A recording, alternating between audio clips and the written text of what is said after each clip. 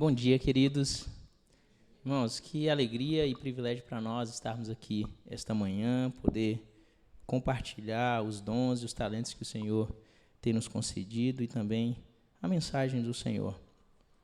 Para nós é uma grande alegria estar aqui com vocês.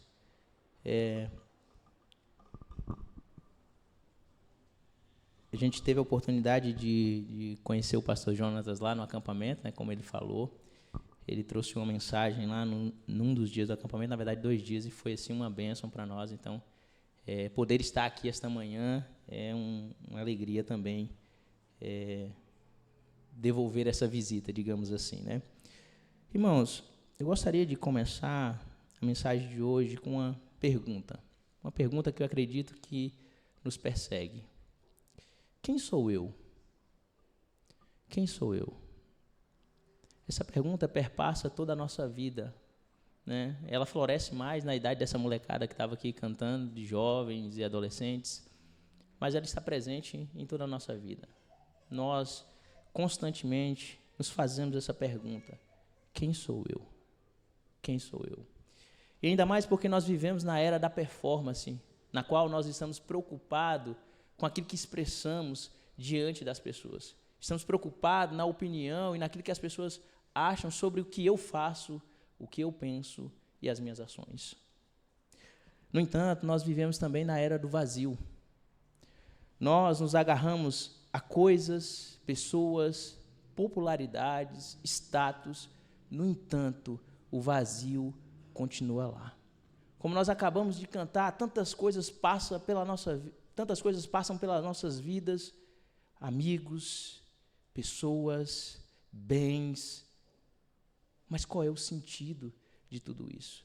Me parece que, quando nós olhamos para todas essas coisas, há um vazio de sentido e de significado. Nós não conseguimos encontrar sentido e significado. E aí essa pergunta persiste: quem sou eu neste mundo? Quem sou eu em meio a tudo isso?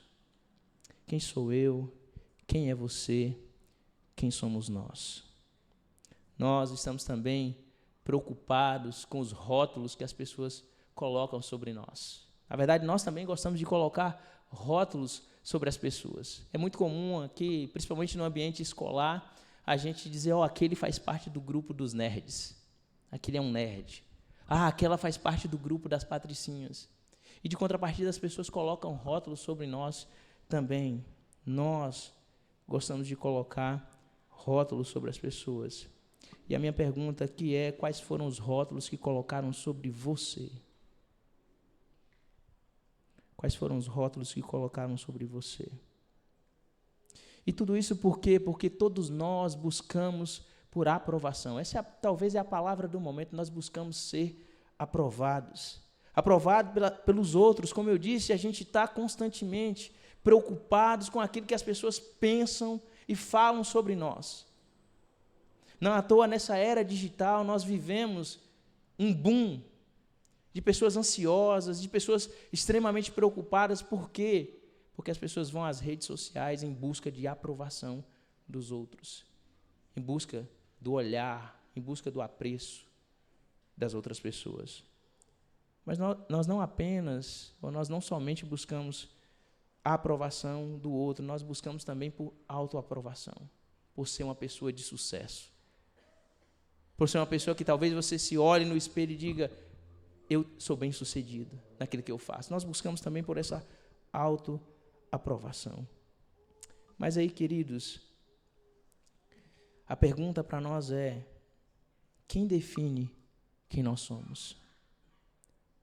Quem define quem nós somos? E eu quero falar um pouco sobre identidade esta manhã, e para isso eu te convido a abrir no texto de Gênesis, capítulo 26 e 27, a gente vai ver como que a Bíblia traz para a gente algumas reflexões acerca de quem nós somos e da nossa identidade, em contrapartida ao que nós estamos vivendo hoje, esse mundo hiper conectado, mas ao mesmo tempo hiper vazio de sentido e vazio de significado. Gênesis capítulo 1, versículo 26 e 27, serão os textos, é o texto que nós vamos ler esta manhã. Serão os 2 versículos que leremos.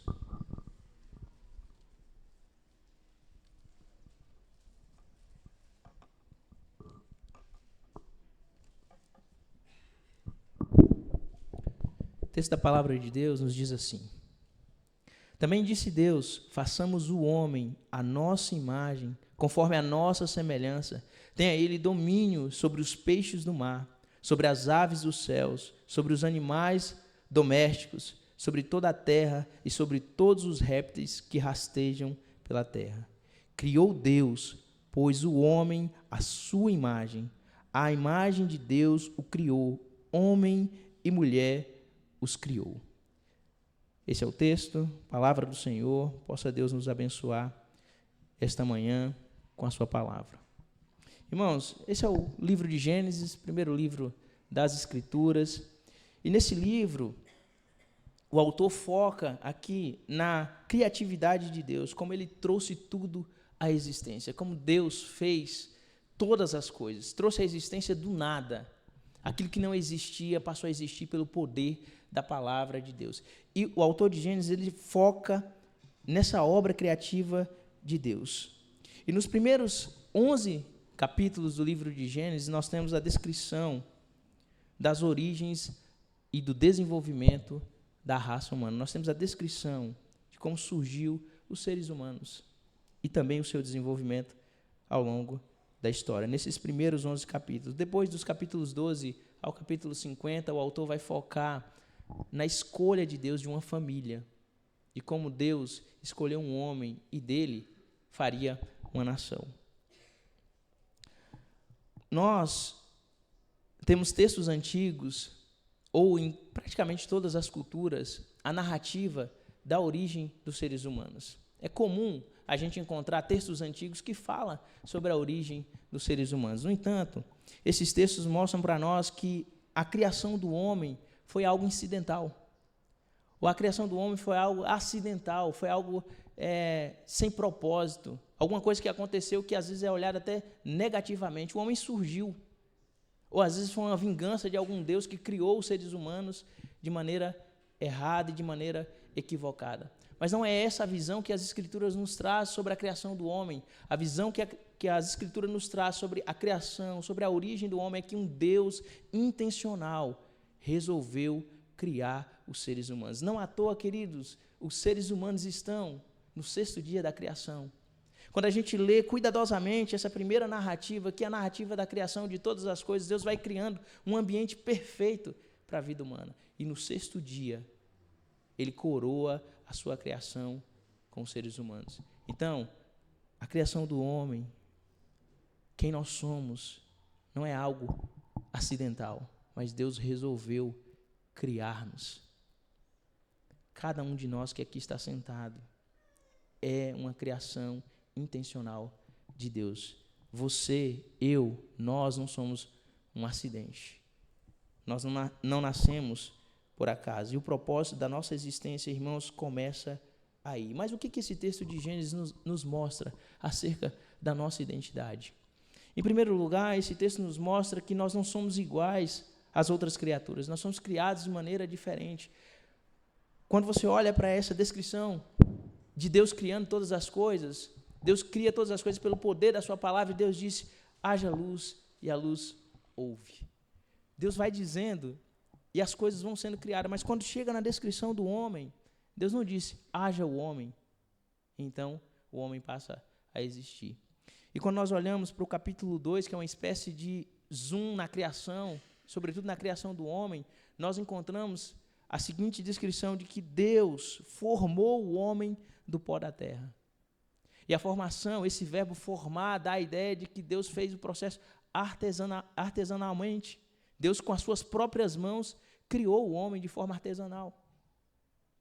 Então, Deus não disse, haja o homem, como Deus disse o restante da criação. Mas Deus formou o homem do pó da terra. Então, nós somos criaturas diferentes das outras criações. Mas a gente vive numa sociedade onde quem nós somos é atrelado ao nosso sentimento. Se eu me sinto uma árvore, então eu sou uma árvore. Se eu me sinto um gato, então eu sou um gato. É por isso que faz tanto sucesso vídeos de TikTok aí, onde pessoas se vestindo de animais e se comportando como animais. Porque nós atrelamos a identidade de quem nós somos ao nosso sentimento. Então, se eu me sinto um animal, eu me comporto como um animal. Eu me faço um animal. Mas não é isso que as Escrituras nos mostram quando Deus cria os seres humanos. Deus cria os seres humanos de forma singular, de forma ímpar, diferente dos outros animais. Os homens são a coroa da criação de Deus, é a cereja do bolo. Diferente dos animais. Na verdade, Deus diz para o homem, olha, domine sobre os animais. Não seja igual aos animais, mas tenha domínio sobre os animais. Mas a perversão que os seres humanos caíram desconfigurou, inclusive, a nossa ideia de quem nós somos. E aí, essa perversão nos animaliza, nos reduz, nos faz menos, nos torna animais. Faz a gente pensar que é isso mesmo, que ser igual a um gatinho, miar, lamber, é legal. Mas isso, irmãos, é uma perversão da criação de Deus, que nós vamos já focar um pouco mais. Em segundo lugar, nesses 2 versos, que ele fala sobre a nossa identidade. Em primeiro lugar, que nós não somos iguais às outras criaturas, mas em segundo lugar, que nós somos o reflexo de Deus. Nós somos o reflexo da imagem de Deus. Isso significa, irmãos, que Deus colocou em nós as suas características. Nós portamos as características do nosso Criador. E isso confere a nós, irmãos, um alto valor.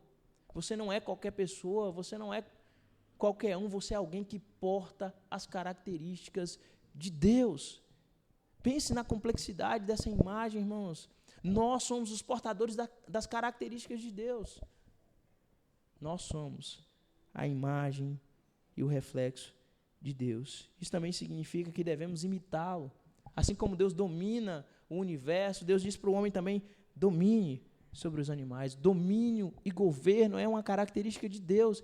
E Ele compartilhou essa característica conosco. Ele disse, domine e governe sobre os animais. Nós também somos representantes de Deus neste mundo. Nós representamos a Deus. Quando nós olhamos para um outro ser humano, nós estamos diante da representação de Deus. Nós estamos diante de alguém que reflete a imagem de Deus. A humanidade é a imagem de Deus. Mas aí a gente pensa, se essa humanidade como eu conheço é a imagem de Deus, então Deus é um Deus terrível. Porque o que a gente vê, catástrofe, calamidade, um ser humano matando outro ser humano. Então, essa humanidade é terrível. Se isso, então, que você está me dizendo, é a imagem de Deus, então Deus só pode ser um Deus terrível. Irmãos, aqui entra o desenvolvimento da história humana. Deus criou as coisas tudo perfeito, e Ele disse ao final de todas as coisas que tudo era muito bom, não havia imperfeição. Os seres humanos eram bons. É difícil de acreditar nisso, porque quando a gente olha para uma sociedade extremamente violenta, onde a gente tem medo de sair à rua em determinados horários, porque a gente sabe que a gente corre o risco de ser assaltado e talvez até morto por alguém. E a gente olha e é difícil acreditar que esses seres humanos são a imagem de Deus. Mas são, queridos. O problema é que Deus havia dado uma ordem específica para Adão e ele desobedeceu essa ordem. E por causa da desobediência de Adão, toda a raça humana herdou o pecado. Herdou a corrupção. Não foi assim que Deus nos criou, não foi dessa maneira. Deus não nos criou maus, porque ao final da criação Ele disse que tudo era muito bom. Mas quando o homem desobedece àquela ordem de Deus, e na verdade a desobediência de Adão é um reflexo do egoísmo, porque a serpente, quando ilude Eva, dizendo para ela comer daquele fruto que Deus havia dito para não comer, ele disse exatamente assim, no dia que você comer, você será igual a Deus. Então cresce um desejo no coração de Eva por ser igual a Deus, por ter uma autonomia. independência de Deus. E aí então entra a corrupção no mundo perfeito de Deus, na criação perfeita de Deus. E agora todos os descendentes de Adão e Eva são marcados por essa corrupção. E é por isso que a gente vê a humanidade terrível do jeito que ela é.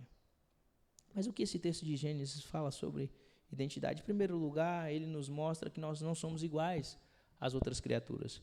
Mas, em segundo lugar, que nós somos o reflexo da imagem de Deus. Quando nós estamos diante de um outro ser humano, nós estamos diante da imagem de Deus. E o pecado, essa mancha que houve na criação, não fez com que nós perdêssemos a imagem de Deus. Ela desconfigurou em nós essa imagem, mas não fez com que a gente perdesse totalmente a imagem de Deus. É por isso que eu digo que quando nós olhamos para um outro ser humano, nós estamos, na verdade, diante do reflexo e da imagem de Deus. Corrompido é verdade, mas ainda assim portador dessa imagem. Em terceiro lugar, esse texto nos diz que nós somos criados de forma especial. Criados de forma especial.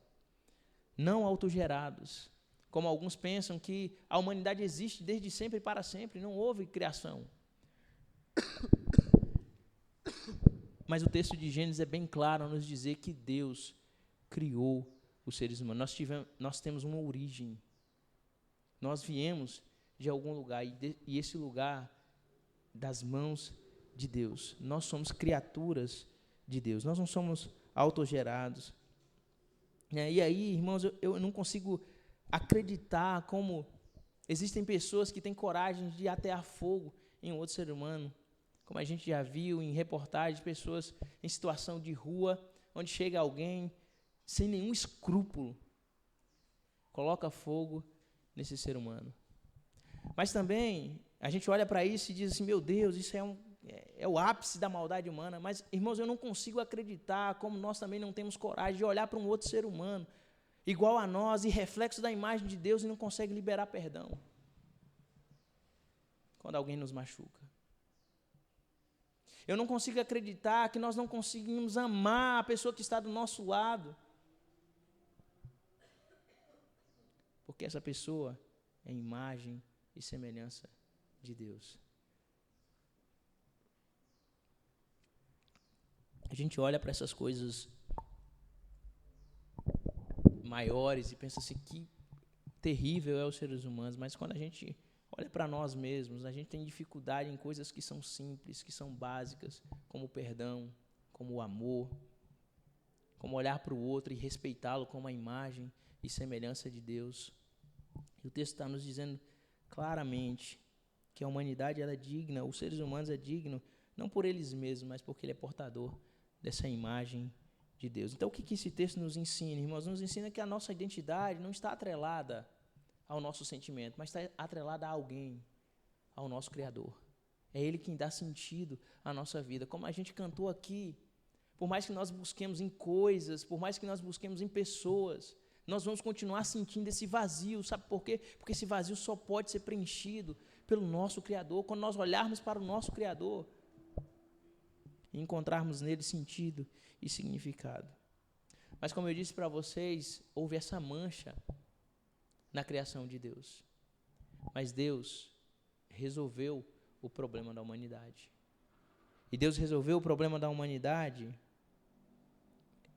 em Cristo Jesus, dando o seu próprio Filho para morrer em nosso lugar e para que através dele essa humanidade, essa imagem de Deus que foi perdida, fosse recuperada. É por isso que a Bíblia descreve Cristo como a exata expressão do ser de Deus. Cristo é a exata expressão do ser de Deus. Nele está contida a verdadeira humanidade. E aí você pensa, como que a humanidade de Cristo, essa verdadeira humanidade de Cristo pode passar para mim? Quando nós cremos em Cristo, Ele devolve para nós essa verdadeira humanidade. Como?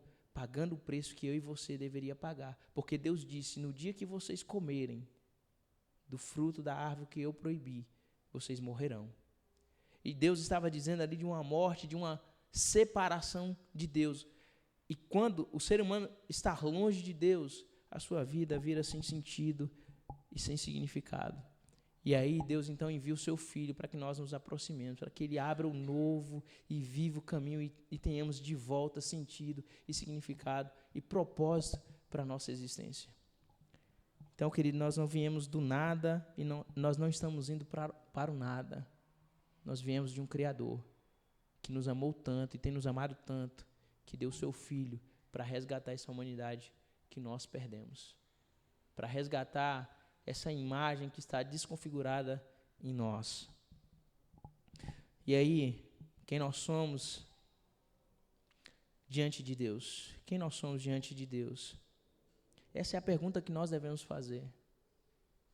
Quando nós olharmos para o espelho, quando nós vier essa pergunta à nossa cabeça, quem sou eu? Então nós devemos nos perguntar quem eu sou diante de Deus. Porque não importa, querido, quem nós somos diante dos outros. Não importa quem nós somos diante de nós mesmos. Porque nós nos enganamos e temos nos enganado a todo tempo. Mas importa quem nós somos diante de Deus. O nosso ser e a nossa identidade vem da imagem de Deus. E quando nós temos nossa identidade firmada em Cristo, não importa as circunstâncias da vida, tudo o que importa é estar perto de Cristo, porque nele há verdadeiro sentido e significado. Então, diante dessa mensagem, a minha oração é que o Senhor coloque no nosso coração esse senso de identidade, esse senso de que estar perto dele é tudo que importa, é tudo que vale a pena. Não as experiências que nós acumulamos, embora elas sejam importantes, mas elas não definem o que nós somos. Quem define o que nós somos é o Senhor. Estar perto dele traz propósito, traz sentido para a nossa vida. Quero orar com você, curve a sua cabeça. Teremos um instante de reflexão. Talvez essa pergunta tenha passado com frequência na sua cabeça. Quem sou eu? Qual é o meu lugar nesse mundo? Por que eu estou aqui? Qual é o meu propósito? Às vezes eu olho para a minha vida e não vejo sentido. Olho para a minha vida e não vejo significado. E a resposta não está distante de você. A resposta está em Cristo. Aquele que deu a vida por você. Aquele que deu a vida em seu lugar. Aquele que deu a sua vida para que a nossa morte transformasse na morte dele e a sua vida se transformasse em nossa vida. Senhor Deus bendito, nesse momento, Pai, nós oramos ao Senhor com sinceridade, Pai, dizendo que muitas vezes a gente olha para as coisas que a gente faz, para a performance que a gente desenvolve e tudo que encontramos é vazio, tudo que encontramos é sem significado, sem sentido. Mas, ó Deus, a Tua palavra nos revela que em Jesus, quando Ele deu a Sua vida naquela cruz, Ele estava devolvendo à humanidade o seu sentido, o seu propósito de ser, que é caminhar, andar e viver perto do Senhor. E nesse momento, Pai, eu quero orar para que o Senhor dê a nós essa consciência, essa sensação de verdade que perto do Senhor é onde encontramos o verdadeiro sentido e o verdadeiro significado da nossa existência, da nossa vida, e que longe do Senhor não há propósito, não há sentido, não há significado. Pai, preencha esse vazio do nosso coração, nos mostrando que o Senhor é aquele que nos criou, que o Senhor é aquele que dá, ó Deus, aquilo que precisamos, aquilo que necessitamos para viver, e para viver uma vida feliz apesar das circunstâncias, para viver uma vida, Deus, marcada pela adoração, marcada pelo reconhecimento de quem o Senhor é. E assim, Deus,